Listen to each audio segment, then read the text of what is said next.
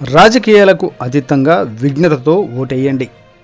ఒక్కసారంటూ అరాచక పాలన చేసిన జగన్ను రేపటి మన పిల్లల వెలుగులు కూడిన భవిష్యత్తు కోసం పారదోలాలని మాజీ మంత్రి ఆలపాటి రాజా అన్నారు.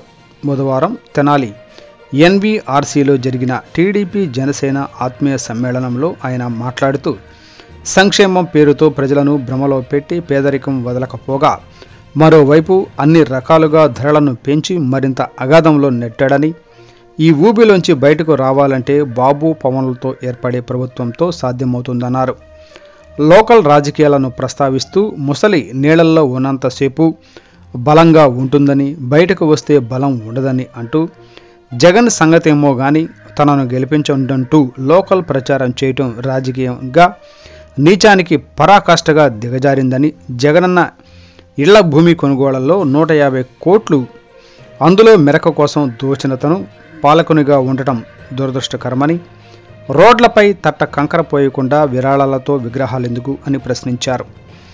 ఇగో లేకుండా వైకాపా విముక్తి ఆంధ్రప్రదేశ్ లక్ష్యంగా టీడీపీ జన సైనికులు పనిచేసి రాష్ట్రానికి మంచి భవిష్యత్తు ఇవ్వాలని ఎమ్మెల్యే మనోహర్, మంచి పాలనా దక్షుడు ఎంపీ చంద్రశేఖర్ విద్యాధికుడని, వీరితో తెనాలి మరింత అభివృద్ధి జరుగుతుందన్నారు.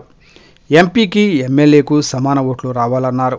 అంతకుముందు ఎమ్మెల్యే అభ్యర్థి నాదెండ్ల మనోహర్ మాట్లాడుతూ, సంక్షేమం పేరును పిట్టకథలను చెప్పి ప్రజలను మోసం చేసిన వైసీపీని గద్దె దించాలని, ఆత్మహత్యలు చేసుకున్న రైతులతో పాటు కౌలు రైతులను కూడా ఆదుకునే యత్నం చేపట్టామని, తనను సౌమ్యునిగా చూడటం బాగోలేదని, తమ టీడీపీ కార్యకర్తలను ఇబ్బంది పెట్టిన పోలీసులను విడవనని, చర్యకు ప్రతిచర్య ఉంటుందన్న విషయం గుర్తుంచుకోవాలని, తాను సదా ప్రజలకు అందుబాటులో ఉంటానన్నారు.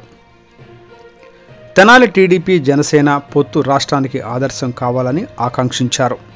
సదరుపై సమావేశానికి టీడీపీ జన సైనికులు పెద్ద సంఖ్యలో హాజరయ్యారు.